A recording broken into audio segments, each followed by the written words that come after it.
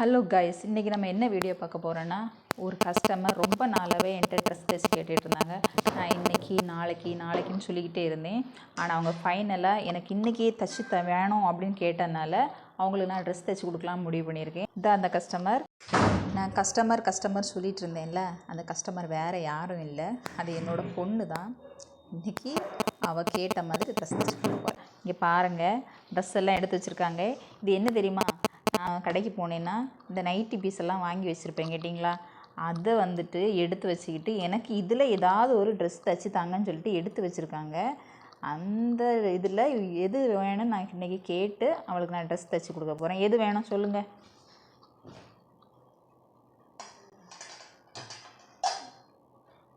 ஓ, finally இந்த பிளாக்கில் dot போட்ட இந்த ட்ரெஸ் தான் வேணும்னு சொல்லியிருக்காங்க. ஸோ அவங்க மாடலாக ரெடி பண்ணி வச்சாச்சு. நான் இன்றைக்கி அதை தான் ஸ்டிச் பண்ணி கொடுக்க போகிறேன். ஸோ இன்றைக்கி நைட்டுக்குள்ளே நான் ட்ரெஸ்ஸை ஸ்டிச் பண்ணி முடிச்சுடுவேன். அவங்க சொல்லிகிட்டு இருக்காங்க, இப்படி தான் நீங்கள் என்றைக்கும் சொல்லிகிட்ருக்கீங்க, 1 வருஷம் 2 வருஷம் அப்படி தான் சொல்லிகிட்ருக்கீங்க, மற்ற எல்லாருக்கும் நீங்கள் தைச்சி கொடுக்குறீங்க, இதுவும் எப்படி அதுதான் தைச்சி தரமாட்டீங்க அப்படிங்கிற ஒரு நினைப்பில் அவங்க சிரிச்சிட்டு இருக்காங்க. ஆனால் இன்றைக்கி நான் கண்டிப்பாக நான் ட்ரெஸ் தைச்சி கொடுத்துருவேன். ஸோ முடித்த பிறகு நான் வர்றேன். இந்த பிக்சரில் இருக்கிற மாடலில் தான் அவள் ஸ்டிச் பண்ணி கேட்டால். நானும் அளவெடுக்க ஆரம்பித்தாச்சு.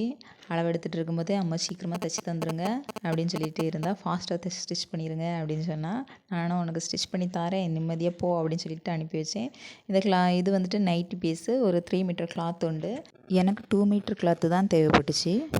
இது ஃப்ரண்டில் வந்துட்டு அவள் வந்து வீ நெக் வச்சு கேட்டிருந்தா, அதே மாதிரி நானும் வீ நெக் வச்சு கட் பண்ணியாச்சு.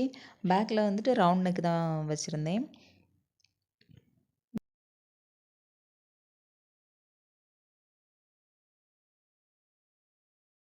பேக் பீஸு, ஃப்ரண்ட் பீஸு, அப்புறம் ஹேண்டு எல்லாமே கட் பண்ணி எடுத்துக்கிட்டேன்.